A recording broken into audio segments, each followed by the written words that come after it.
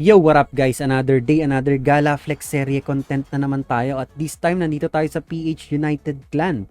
Welcome to PH United, established since 2018, OPKPM, Bohol League Community, COC Pil United, Team Grey Cerberus. If you can't beat us, join us. Grabe nga yun. So shoutout dito sa PH United clan at meron sila ditong 61 win streak. Grabe! At ang clan leader dito ay si PH Uwena. Nagpasok ako ng account dito, isa lang guys, Town Hall 13 at nag-start na yung Classic War nila. Kasali tayo dito. So ang kalaban din nila dito ay Pinoy din guys, Pilipinas One Clan. Shoutout sa Pilipinas One Clan. COC Pil United, home of the champions, Team Grey Cerberus. So ang clan leader dito ay si P Boss A. Parang magtotropa ata to ah. Cerberus din, parehas sila ng team. Oh, Team Grey, parehas sila ng team sa COA. So siguro nagkataon lang na pag-search nila ng war, sila'y nagkatapat. So ayan, nag-start na dito ang war, kaka-start lang. At mauna na tayong grabe, nag-aatakan na agad. Grabe naman, sobrang active dito. Kaka-start pa lang ng war, 8 minutes pa lang ang nakakalipas pero durug-durug na agad yung mga taas. So babanat na rin tayo dito guys, Town Hall 13 ang meron ako. At ang babanatan natin dito tayo sa baba, banatan na natin itong Town Hall 14, mauuna na tayo. So, chinek ko na tong base na to. May nakita akong butas, guys. Ayan, no? So, ite-take advantage natin yan. Ang gagamitin natin dito, Blizzard Lavaloons. So, tara, banatan na natin to. Take advantage natin yung butas dito. Magdadrop lang ako ng couple of balloons. And then, Battle Blimp sa Town Hall. Isang balloon muna. Okay. Dalawa. And then, Battle Blimp. Tapos, Invi agad. Bagsak natin. Rage Spell natin. Then, alalayan lang natin to ng Invi Spell. Maganda yung value makukuha dito ng Blizzard natin. Ilabas natin yung X-Bow. Op! Invi natin. Makukuha natin itong Scatter Shot. Saka yung X-Bow pa na isa ata. Uy! Nakuha pa natin yung single IT doon. Grabe value. Okay, drop na natin si Queen dito. Hintayin natin mag-clear siya dito ng mga ilang buildings and defenses. Hindi ko kasi alam kung pupunta siya sa baba or sa taas. Pero mukhang magagamitin ko na agad yung ability niya dito. Okay lang. Okay, gamitin na natin yung ability niya. Tapos poisonin natin yung mga ice golems. Mukhang sa taas siya pupunta kasi nakuha ng clone tong babae. So sa taas dito pupunta si Queen. Hintayin lang natin. Medyo madedelay tayo ng ilang segundo kasi matatraffic tayo sa ice golems eh. So guys, etong Blizzard Lavaloon strat ay isa sa paborito ko. Lalo na sa mga town dito sa low town hall. Gamit tayo dito ng Baby Dragon pang counter funnel. Si King i-drop natin dyan. Tapos Super Wall Breaker. Tapos drop natin yung Ice Golem. Papapasukin natin si King sa loob. Hintayin natin. Medyo nakiklear pa sila ng mga buildings and defenses dito. Drop tayo ng isang Headhunter para sa defending BK. And then, uy! Naubos na yung healers ko dun. Isa na lang yung natira. Pero okay lang yan. Grabe, wala na ang titira dito. Heroes pa lang. Meron pa tayo ditong Rocket Spear and Seeking Shield. Pwede ko na nga gamitin dito sa likod eh. Rocket Spear, Seeking Shield. Freeze natin yung single IT para medyo tumagal si BK. Grabe, wala nang base guys. So dito na lang natin i-drop yung mga balloons and lava hound natin. Balloons muna. Balloons. And then dito na tayo mag lava hound. Balloons. Warden. And then minions pang clean up. So dito pa lang, grabe na yung value guys. Kahit ata hindi na natin gamitin yung mga spells dito. Pero para mabilis, gamitin na natin yung spell. Drop na rin natin lahat ng mga minions dito sa taas. Extra troops. Meron pa tayong 8 balloons dito. And dami pa nating sobrang spells.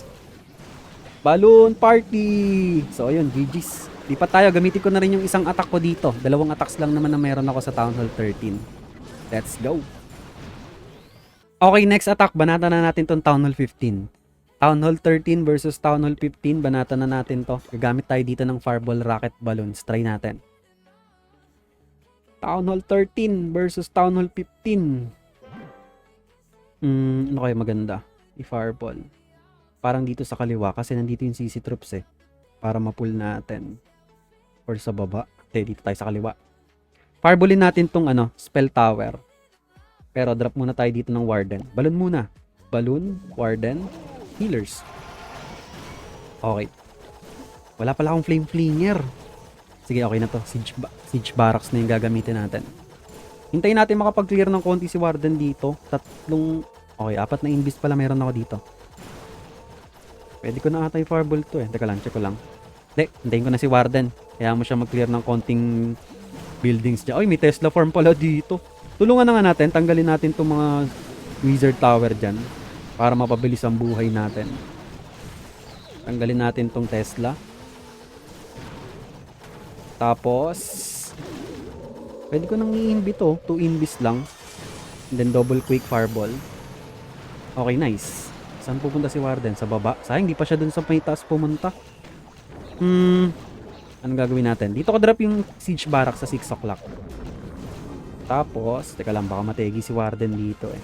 Alalayan lang muna natin. Hindi, drop ko na si King and Queen dito. King and Queen. Drop tayo dito ng skeleton spell pang distract. And then i-rage na natin yung Warden para mabilis. Drop natin yung Queen dito. Baby Dragon pang counter funnel.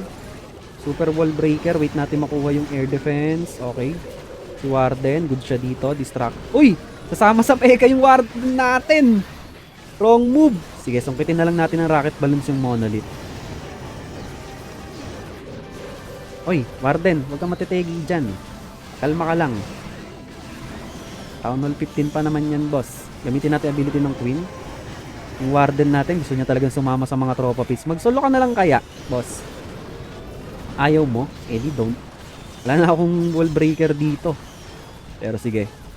Meron pa tayo dito mga rocket balloons and RC. Hindi ko nga si Warden. Mukhang kukunin niya yung Town Hall eh. Kukunin mo ba yung Town Hall? I-reach natin. So, yun. Grabe, meron pa tayong RC dito. Saka mga rocket balloons. Mukhang hindi na natin kailangan. So, eto, isa sa paborito kong start talaga tong fireball rocket balloon. Kita nyo kung gaano kalakas, guys. Town Hall 13 lang, tapos ang inatake natin dito ay Town Hall 15. So kung gusto nyo medyo magpapogi sa mga ka-clans nyo, or may mga crush kayo kasama sa clan nyo, di ba?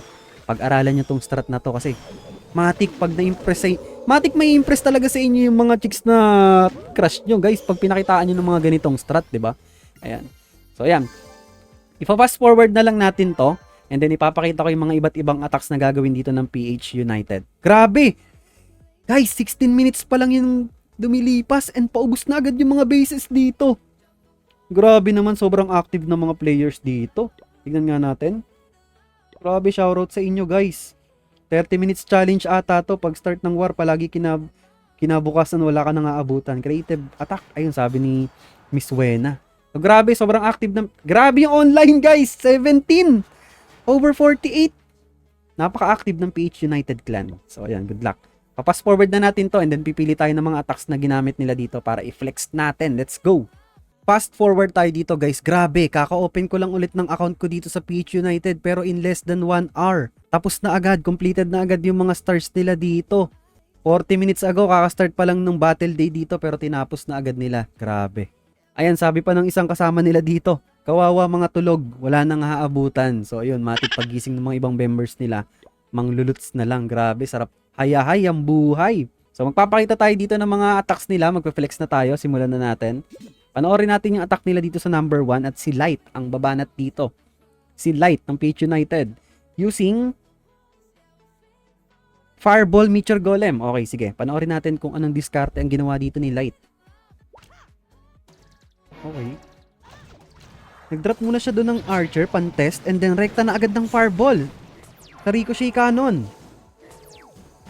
Teka lang, dumbat na talaga target? Hindi ko sigurado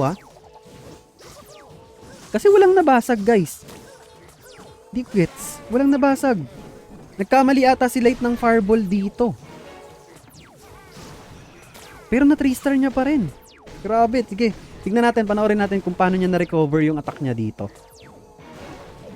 Hindi ko alam kung nagkamali siya ng fireball doon kasi wala siyang nakuhang defenses. Or baka nag-ghost touch. Hindi ko alam. Si Warden dito ay naka-sneezy.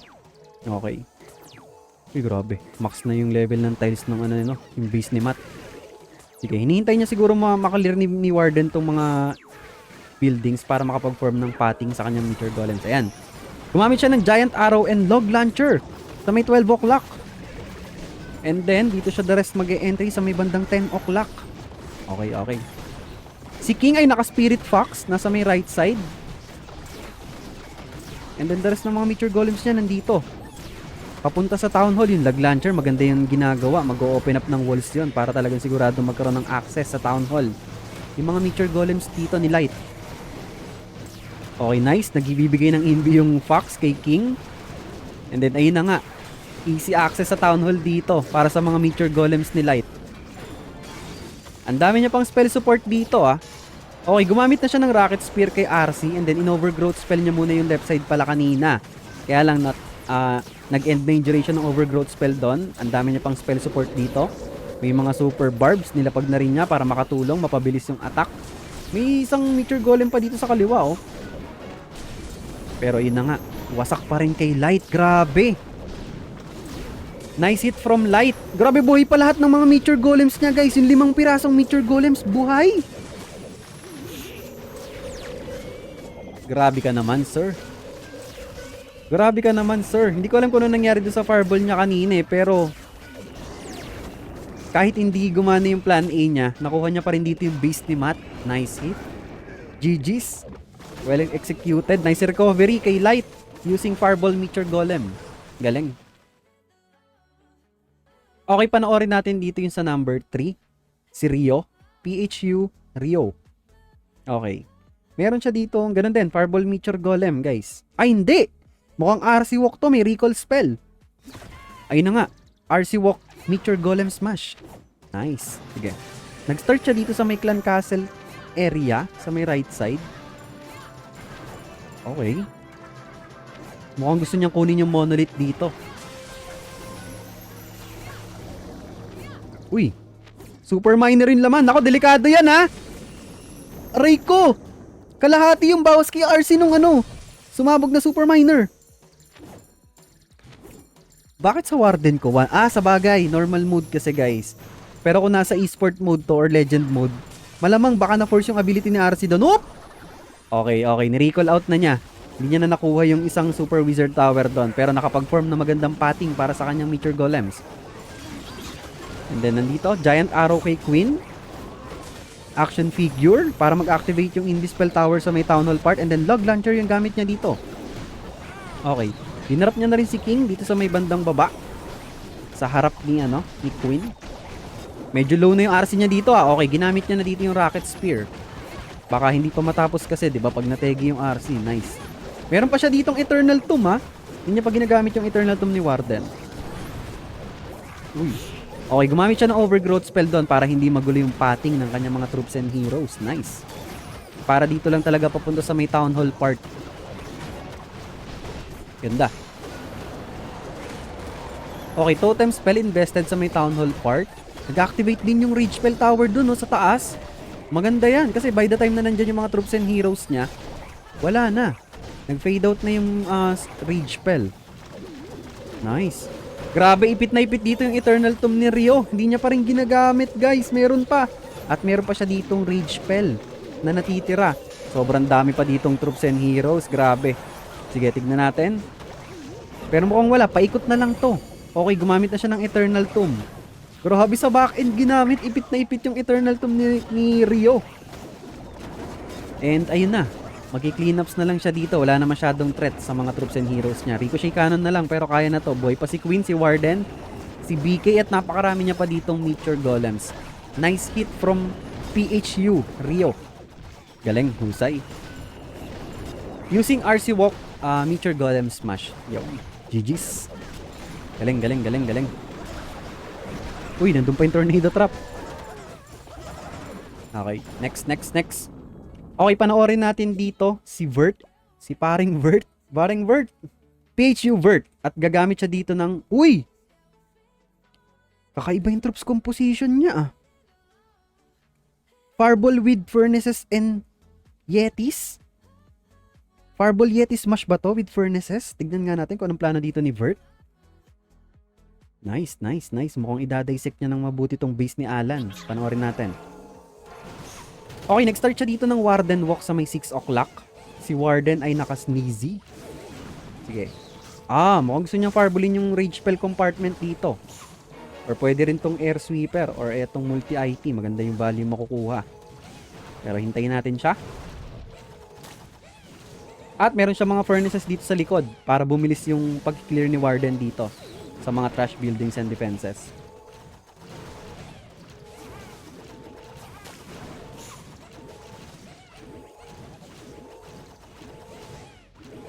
Okay, it takes time. Medyo naghihintay-hintay dito si Vert. Okay, siguro bago ma-takedown tong MP, okay, nag-invest siya ng Invi doon para save si Warden. Uy, ang ganda ng tornado trap, nag-activate, and then nag-activate din yung Rage Spell Tower doon.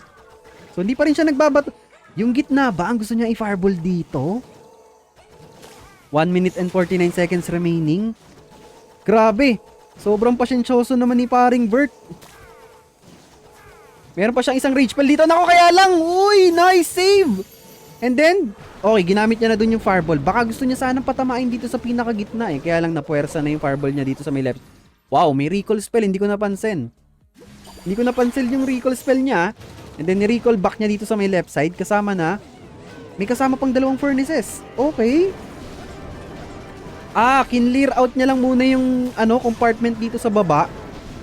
And then, dito naman magkiklear si Warden sa kaliwa. Grabe nga yun. Surgical approach ang ginagawa ni Vert dito. And then nag-drop siya ng log launcher, king and queen dito sa may right side. And then nasa opposite side yung Warden niya. Nagmo-multitasking dito si Vert. Grabe nga yun, sir. So kailangan niya mag-ingat dito. Yung Warden niya malapit nang lumapit sa radius ng monolith Pero meron pa siya ditong totem spell pang distract. Okay, abot na si Warden. Tignan natin kung nakikita niya ba. Nakikita niya, nag-drop siya ng rage spell doon para makapag-sustain yung mga healers kay Warden. And then meron na siyang access sa town hall dito. Totem spell deployed sa may Revenge Tower at mukhang matitake down yung Revenge Tower. Nice! Grabe. Gumamit na siya dito ng Earthquake Boots and Spiky Ball kay King. And then si Queen dito nasa may bandang taas. Nategi na yung kanyang action figure. Kaya lang yung Town Hall. Okay, makukuha ata ng Phoenix yung Town Hall. And then si Warden dito. Naku, na traffic. Buti na lang may mga headhunters to support. And 15 seconds remaining. Mukhang wasak. Grabe. Beautiful attack by PHU Vert. Using... Anong tatawagan natin dito? Fireball Yeti Smash? Or Fireball Recall Sui Hero Smash? Parang ganun, grabe. Sobrang lapit ni paring Vert. Nice hit, nice hit. Galing. Okay, lipat naman tayo dito. Another Town Hall 18 attack sa number 6. Si PHU Lay. Atake niya dito yung base ni Mr. Blue. Okay, meron siya ditong Warden Walk. Warden Walk with Super Yeti Smash. Meron siya ditong furnaces. Meron din siyang throwers. At meron siyang 8 invis. Wow! Okay, gumamit siya dito ng Rocket Spear agad kay RC sa may bandang 12 o'clock. And then si Warden nandito sa may right side. Saan niya kaya gagamit? Oh, okay. Gagamitin niya yung maraming invis niya para sa RC Walk or RC Charge dun sa may bandang taas. Habang nagwo-Warden Walk siya dito sa may bandang kanan, nagmo-multitask dito si Lay. Okay, nategi na yung RC doon pero nag-activate na yung Phoenix Pet. And then pinull out niya na si Warden dito kasama ng Pinull niya na si Warden dito ng super. Oy! Napuwersa yung Eternal Tomb niya dito. Na-burst agad yung HP ng Warden niya doon at nagamit agad yung Eternal Tomb. And ang dami ditong Super Yetis, 4 na piraso. Papunta sa core ng base ni Mr. Blue. Log launcher yung gamit niya dito para mabuksan yung mga walls para wala maging traffic sa mga Super Yetis niya dito at magtatagumpay siya. Dahil na-open up yung mga walls dito, magkakaroon ng access yung mga Super Yetis papunta sa Town Hall part sa pinaka-core ng base dito ni Mr. Blue. Meron pa siya ditong 4 na Invis spell and revive spell. Ginamit niya ng isang revive spell sa RC. Hindi, isa lang talaga yung revive niya, sorry. And then meron pa siyang 3 invis dito pang support kay RC. Grabe nga yun, sir.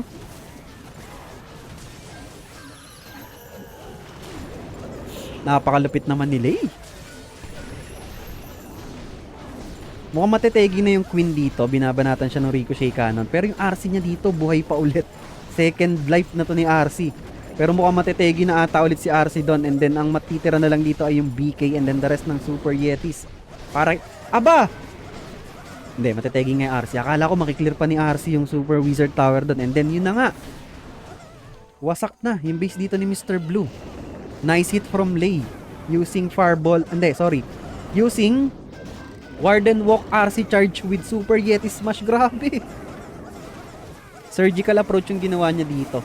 So, napakalupit. Multitasking. Nice hit from Lei. Okay, panoorin naman natin dito yung attack sa number 9. Kay PHU Rockstar. Baba natin yung base ni Enigma dito at meron siya din dalang Mass Dragon Ride. Uy, Hydra! Hydra with Mass Totem spells. Pero, may konting RC charge ata dito or RC walk. Nag-start siya ng RC walk dito sa may bandang Monolith. Wala siyang recall spell ha. Wala rin siyang revive spell. So, mukhang magsusuwi dito yung RC niya. May haste vial. Okay, ginamit niya ng haste vial. Meron pang isang invi dito. Makiklear niya ba yung buong rage spell compartment dito? May isang invi pa siya ha. Nice, perfect timing. At mukhang makiklear pa nga. Beautiful RC charge. And then gumamit siya ng giant arrow sa may left side. And then siege barracks to support. Para kay Queen. And then mass dragons with dragon riders dito sa may bandang baba. Papunta sa town hall. Okay, dalawang Inferno Dragons to counter funnel. To cut some buildings doon. Para hindi mag-split yung kanyang Hydra. And then nag-pop na agad siya dito ng Eternal Tomb. Healing Tomb kay Warden. Si MP dito ay naka-Meteor Staff and Dark Orb. Nice. Okay. At meron pa siya ditong 6 na totem spell pang distract. Gagamitin niya na dito sa bandang pa town hall dahil masasakit yung mga defenses dito. Okay, distracted yung Revenge Tower. Another totem spell invested sa may Revenge Tower. And then, beautiful Dark Orb. Grabe, napakaganda ng Dark Orb dun. Sakop na sakop yung mga importanteng defenses dun na pwedeng makapag-lessen sa mga damages na marireceive ng kanyang dragons dito. Beautiful Dark Orb by Rockstar. And then, napakarami pang Dragon Riders and Dragon dito. Town Hall na lang yung natitira. So, beautiful and fast attack by PHU Rockstar. Solid hit. Galing, galing. Ang husay. Grabe yung mga banatan dito ng PH United, guys. Ang lilinis nila bumanat. Saka ang gagaling nila ang ganda ng mga base identification nila. Nice hit, nice hit. Okay, dito naman tayo sa number 15. Panoorin natin si PHU Mark 1. At meron siya ditong yung triple squad. Okay, RC walk with Meteor Golem Thrower and Root Rider Smash. So yung tigta 3 piraso ng mga main troops. Sige, tignan natin. Nag-start siya ng RC walk dito sa may bandang 12 o'clock. Nice, nice. Naka-single cycle pa lang siya. Meron pa siyang 3 invis dito. Okay. Nice. Ni-redirect niya yung RC niya dito para makuha yung multi-IT. And then nakiklivan yung tinatamaan ng DP ng Electro Boots yung Light Beam. Okay. I-recall niya na ata to. Okay, nice, nice, nice. Nice start. Good start. Para kay Mark 1 dito. Mark 1. And then Giant Arrow sa may left side. Para mag-activate yung Invispell Tower doon. Both Invispell Towers activated. And then, dito na siya mag-e-entry sa may bandang 10 o'clock. Magkakasama yung kanyang Root Riders, Throwers, and Meteor Golems. Nice. Uy! Ang talino ng Queen niya, sumama sa main pack of troops. And then si King na lang ang bahalang mag-clear dito sa may sa may trash building sa labas. Okay, gumamit na agad siya ng Spiky Ball doon. Si Queen niya nakipag-join force dito sa mga main pack of troops niya. Meron pa siya ditong Eternal Tomb. And Rocket Spear kay RC. Okay, gumamit siya ng Overgrowth spell sa may bandang right side. Super Dragon and Inferno Dragon yung laman ng CC dito ni Bed. Okay, nice. Sige. Grabe, ipit na ipit dito yung Eternal Tomb. Ayun na nga, ginamit niya na dito yung Eternal Tomb sa bandang Town Hall part. And then, another totem spell pang distract sa Revenge Tower. And then, nagda-drop. Okay, nagra-Rocket Spear na rin yung RC niya dito. Nice, na-takedown na yung Revenge Tower. And buhay na buhay pa rin yung mga Meteor Golems niya dito sa gitna. Saka yung Throwers buhay na buhay pa, guys. Although wala na siyang healers dito. Pero naging enough yun ang mga natitirang troops and heroes niya dito para i-take down. Para mat-3-star ang base ni Bed dito. Nice hit from PHU Mark. Using RC Walk, Meteor Golem, Root Rider, Thrower Smash. Or yung iba tawag dito ay RC Walk Triple Squad Smash. Nice. GG's. Grabe ang husay. Beautiful attack by Mark 1. Nice. Uy, Tornado Trap nasa dulo pa. Pinigilan pa si RC dito. Okay, dito naman tayo sa Town Hall 17. Panoorin natin yung attack ni Secret Eye. Si Secret Eye using Mukhang RC Walk Root Rider Valkyrie Smash to. Oo nga. Grabe, sobrang compact ng base ni Blue Moon dito. Dikit-dikit halos lahat. Dikit-dikit yung mga defenses niya dito. Halos konti lang yung mga spaces. Okay, dito siya nag-start ng RC Walk sa may bandang baba. Grabe yung value ng RC Walk dito. Maganda-ganda. May dalawang invis pa siya dito. Sorry, excuse. Okay, last invi. Kaya lang distracted ata. Hindi. Makukuha niya. Makakapag-funnel na maayos. Okay, and then recall out. Nice. Good start para kay Secret Eye. And then Giant Arrow. Kay Queen. Doon na rin niya idadrop yung mga Root Riders. And Valkyries niya dito. Okay, nice. Ang ganda ng healers, oh. Ang dami niyang healers. 5 healers plus yung healers na galing sa healer puppet ni Queen. Okay, nag-drop agad siya dito. Ni-recall back niya na si RC dito. And then nag-drop agad siya ng... ginamit agad niya yung Rocket Spear dito. And then nag-overgrowth muna siya sa may Town Hall part. Sige. Nice. Papunta lang sa taas yung mga troops and heroes niya dito. Napakaganda ng pating. And then gumamit na siya ng Healing Tomb. Wala siyang Eternal Tomb dito. Meron pa siyang isang overgrowth spell. So baka sa back end na lang niya gagamitin to. Hindi niya na i-overgrowth yung Town Hall. Sige. Si King ay merong Snake Bracelet and Spiky Ball. Ayun. Grabe, ang daming throwers dito. Mukhang galing sa troop launcher yung throwers niya. And mata-take down na yung Town Hall dito. Okay. Ginamit niya yung last overgrowth spell sa may bandang baba. Para talagang pakanan lang muna yung mga troops and heroes niya. Grabe, parang hindi nababawasan guys. Sobrang dami ng healers dito ni Secret Eye. Sobrang ganda ng sustain sa mga troops and heroes niya. Sama-sama lang. And then, ayun. Hindi makakadepensa dito ang base ni Blue Moon. Grabe. Beautiful attack by Secret Eye. Using RC Walk Root Rider Valkyrie Smash. So, yun. GG's. Galing. Okay, another Town Hall 17 attack dito sa number 39. Si Noir. At babanatan niya dito yung base ni Enchong D. At meron siya ditong Fireball. Katulad nung... baka account niya rin to. Yung may attack kanina sa may Town Hall 18. Ganitong strat din yung gamit niya. So baka extra account to ni kalimutan ko yung pangalan pero ito si Noir ang gumagamit. Or baka parehas lang sila ng diskarte. Hindi ko rin alam. Tignan natin. Nag-start siya dito ng Warden Walk sa baba.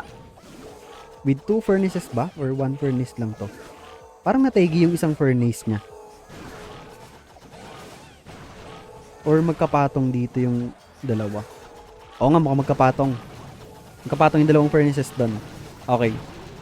Mukhang gusto niya i-fireball yung gitna dito pero tignan natin ha. May recall spell siya dito. So baka gusto niya i-clear lang muna ng Warden tong bandang baba and then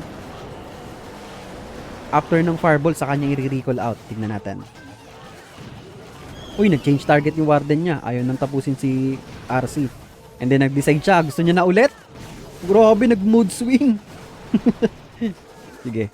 Medyo kumakain ng oras tong Warden Walk niya dito sa baba ha. Baka nagpaplano na siya ng fireball dito sa may gitna. Hindi pa. Okay. Tinarget na ng Monolith ha. Kailangan niya mag-ingat dito. Gumamit siya ng totem spell doon pang distract sa Monolith. Hindi pa rin siya nagpa-fireball guys. Okay, ayun na. 4 na fireball and then sa gitna. And then recall out kay Warden. And then 2 quick spell para tapusin yung mga major defense dun sa gitna. Grabe. Grabe naman si Noir. Fast hands. Okay, and then triple yetis dito sa may left side. Giant Arrow. And then Log Launcher. Nice. Wala magre-repair sa Town Hall guys. So para mga 2 to 3 pieces lang ng log to. Mawawasak na. And then si King nandito sa may kasama na rin ng Queen. Meron pa siyang RC dito ah. Okay. Si Warden dito niya ni-recall back sa may bandang kanan. So siya na bahala mag-clear dito sa may right side. With the help of Rocket Loons. Yun. Surgical approach din ang ginawa niya dito. Yung RC hindi niya pa dinadrop ha. May expo dito. Nag-block sa may log launcher. Okay, okay. And then yun si RC dinrop niya na dito sa may bandang taas. Si RC dito meron pang Rocket Spear. Grabe kahit di niya na ata gamitin yung Rocket Spear dito. Ay hindi, kailangan niya dahil mauubusan siya ng oras. 18 seconds remaining. Nice balloon. Nice snipe dun yung isang X-bow. Clutch. Kung hindi niya snipe ng isang balloon yun, baka nag-99 pa siguro yung attack ni Noir dito. Meron pang mga furnaces dito sa may right side. And then ayun na nga. Sinuwag niya na dito yung Rocket Spear at isang totem spell. Grabe. Beautiful attack by Noir. sa Town Hall 17. GG's. Okay, dito naman tayo sa Town Hall 16. Si PHU Wena, yung kanilang leader, si Miss Wena. Babanatan niya dito yung base ni Ronnie. Town Hall 16. Sige. At meron siya ditong RC Walk, Root Rider Valkyrie Smash. Wala siyang Barbarian King at meron siya ditong MP na naka-Meteor Staff and Dark Orb. Nice. Tignan natin. Toxic yung base dito ni Ronnie ha. Naka-double Envy. Ang daming traps dito ah. May Spring Traps and Giant Bombs. May Mini Bombs din. Mamatay ba yung Fox niya? Hindi, buhay pa yung Fox niya dito. Nice. Ganda ng timing niya ng Invis spell dito. And then nagbigay pa ng invisibility yung Fox. Meron pa siyang dalawang Invis dito. And then nagpop na siya dito ng Haste Vial. Okay, meron pa siyang isang Invi dito. Gagamitin niya. Ay! Na-drop niya ata. Na ano lang, nag-Ghost Touch. Pero grabe, napakalaking value yung nakuha ng RC Walk doon. Good start para kay Miss Wena. Okay, nag-drop siya ng Siege Barracks dito. Sa may bandang kanan. And then si Queen, Giant Arrow sa may 6 o'clock. So, nag-activate yung double Invis Spell Tower, both sides. Sige. And then, dinap niya rito yung mga Root Riders and Valkyries. Papunta sa first compartment ng Invi Spell Tower. Okay. Si MP kasama ng Queen. Sige. Grabe ang bilis ng RC. Nagmamadali, boss. And then, biglang nag-decide siya na mag-slow mo na ulit. Grabe. Nakakagulat. Nagmamadali. Rumaragasa yung RC doon, guys. Meron siya ditong Eternal Tomb. Ginamit niya na yung Dark Orb sa may Town Hall Park. Nako, nategi na yung MP niya. Tinamaan ng Seeking Air Mine. And then gumamit siya ng Overgrowth spell doon sa may last compartment. Yung may Invis Spell Tower. Ay, grabe, ang dami palang Overgrowth spell ni Miss Wena dito. May dalawa pa siyang natitira sa army camp niya. And sobrang healthy pa ng mga Root Riders and Heroes niya dito sa bandang kaliwa. And mukhang, hindi makakadepensa ang base dito ni Ronnie. Kitang-kita na. Sobrang dami pa. Ang kapal pa ng healers niya dito and troops. And then another Overgrowth. Grabe. Hindi na nagising yung mga defenses dito, guys. Meron pang isang Overgrowth spell dito si Miss Wena. Tulog maghapon magdamag yung compartment na to. Wala nang panahon yung Invis Spell Tower para makapag-recharge. Ayaw na siyang pag-recharge ni Miss Wena. Galing. Okay. Then yun na. Fast forward na natin, guys. Akala ko gagamitin niya pa. Pag ginamit niya pa yung last Overgrowth spell doon, hindi niya na matatapos yun. Time failed. So, nice hit from Miss... Ay, nag-invi pa! Buti na lang, saktong-sakto. Buzzer beater. Yun, nice hit. Beautiful attack from Miss Wena ng PH United. Galing. Using RC Walk Root Rider Valkyrie Smash. Okay, dito naman tayo. Town Hall 15 attack. Kay Nisa. Babanatan yung base ni Ronnie dito at meron siyang dalang Mass Dragon's Weed. RC Charge Dragons ba to? Mukhang RC Charge Dragons, guys, sa Town Hall 15. So, nag-start siya dito ng Rocket Spear kay RC. Okay, nice. And then, mag-activate yung Town Hall dito kasi matatamaan ng Electro Boots. Nice! And then, Quake Spell. Nice. Ang dami niyang invis dito. Tignan natin kung gaano kalaki yung value na makukuha ng RC Charge niya. Yung Nisa. Si Queen naka-Giant Arrow action figure. Si Warden naka-Eternal Tomb and Rage Gem. Si MP naka-Dark Crown and Dark Orb. Naka-Unicorn pala yung RC niya dun ha. Late ko na napansin. Pero ang ganda na nakukuha ang value dito. Nakuha niya yung Town Hall and then single IT. X-Bow makukuha rin. Tornado. Nag-activate din yung Tornado Trap doon. Nasa tabi ng Town Hall. Meron pa siya ditong dalawang Invis spell. Gagamitin niya pa ba kay RC to? Okay, ginamit niya. And then Poison spell sa CC Troops. Last Invi, ginamit niya na rin. And then, tignan natin. Meron siya ditong 13 pieces ng dragons with balloons. Sige. Gumamit siya ng Giant Arrow dito sa may 6 o'clock. Pang counter funnel dito siguro. And then, para dito na yung mga dragons niya. Hindi! Nasa opposite side yung dragons niya. Sa may taas. Sa 12 o'clock siya nag-entry. Si Queen lang ang nag-iisa dito sa baba. At may katulong na action figure. Sige. Naka-Rage Gem si Warden dito. Gumamit agad siya ng Dark Orb dito kay MP. Nandun din yung Siege Barracks niya, katulong ng Dragons. Okay, boy pa yung Queen and action figure dito. Grabe. Na-clear nila yung buong compartment dun sa baba. Nice. Ano kaya laman ng Siege Barracks niya dito? May isang dragon pa na naligaw dito sa kanan at tumutulong. Hinohold niya pa rin dito yung Eternal Tomb. At gagamitin niya dito sa may back end. Ayun na nga. And then super minions yung laman ng siege barracks na dito. Nice, nice. Si MP pala dito ay naka-electro owl. Sige, sige. And then super minions. Grabe sakit ng damage talaga ng super minions. Uy, grabe sakit din ng MP na naka-dark crown talaga. Hindi pa max level yung dark crown niya dito, pero ang sakit na ng damage ng MP niya. Kaya lang, ayun, tinamaan ng Seeking Air Mine. Pero hindi yun magiging problema dahil napakarami pang dragons dito ni Nisa at matitrister niya ang base ni Ronnie dito. Using RC Charge Dragons sa Town Hall 15. Nice attack by Nisa. Galing, galing. GG's. GG's kay paring Ronnie. Okay, last attack na to ipapakita ko dito sa Town Hall 13 naman. Kay Aizen. Meron siya ditong mukhang RC Charge Dragons din to, guys. Okay. Nag-start siya ng Rocket Spear dito and then Quake Spell sa Town Hall para mag-activate agad. Para rektang batuhin ng Rocket Spear ni RC yung Town Hall. Nice. Okay. Uy, may natira pang konti. And then, saka siya mag-i-inv dito. Si RC naka-Rocket Spear and Electro Boots. Lava Hound and Ice Golem yung laman ng CC dito ni Luffy. Si Warden ay merong Rage Gem and Eternal Tomb. Si Queen ay Giant Arrow action figure. Si MP ay naka-Henchman, Puppet, and Dark Orb. Sige. Uy, Tornado Trap activated sa may Town Hall part. Kanina, sa likod. Ang dami niya pang invis dito, ah. Okay, gumamit agad siya ng Poison Spell doon para sa Lava Hound. And then, in-skip niya. Okay, makukuha niya yung single IT dito. May isa pa siyang invis spell. Saan niya ay gagamitin? Okay, ginamit niya pa rin kay RC. Okay, good start. Para kay Aizen. Uy, makukuha niya pa ata yung... Makukuha niya... Ay, hindi. Nag-change target yung RC niya. Sayang, konti na lang. Makukuha na tong EA. Eagle Artillery. Okay, Giant Arrow sa may right side with action figure. And then Mass Dragons dito sa may 12 o'clock. Sige, sige.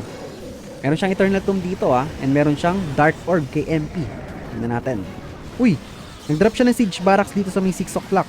So, yung bahala. Malamang super minions yung laman nito.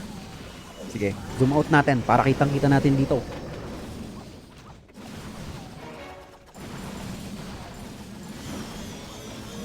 Ayun na nga, super minions yung laman dito at tinarget yung lava. Grabe. Aray mo. Nahigop agad yung buhay doon ng lava hound. Kaya lang problema to mga ice pop dito. Lava pops pala, ice pop. Saan galing yung ice pop? Lava pop pala. Ayan, inuubos yung super minions niya dito. Pero buhay na buhay pa rin dito yung mga Grabe, ipit na naman yung Eternal Tomb. May Eternal Tomb pa si Warden dito at si MP buhay pa. Mukhang dito niya gagamitin sa bandang dulo. Ang dami, may Tesla Farm, may Air Defense, may single IT pa. Grabe, ipit na ipit yung Eternal Tomb. Sakto. Ayan na, tinarget siya ng single IT dito. And yun na, gumamit na siya ng Eternal Tomb para tapusin ang base dito ni Luffy. Nice, nice, nice attack using RC Charge Dragons. Nice attack by Aizen sa Town Hall 13. So yun guys, GG's. Hindi ko natatapusin yung war nila dito, yung result. Pero good luck din sa Pilipinas 1. Sana makadraw sila sa PH United, 'di ba? Kasi kapwa Pilipino natin yan. So good luck. Again, shoutout dito. Shoutout kila Miss Wena, leader ng PH United. Shoutout sa mga members nila. Ayan, pakita ko yung mga members nila. Grabe, ang huhusay ng mga members ng PH United. Sobrang huhusay umatak. Ang dami nilang alam na strategies. So, ayun. Maraming salamat guys sa pag-imbita sa akin dito. Maraming salamat sa pagtanggap. So, sana nagustuhan nyo tong content, yung flex sa clan nyo. At maraming salamat guys. So, ayun. Kita-kits tayo sa next Gala Flex serye natin. Maraming salamat. GG's guys. Peace out. Clash on, brah!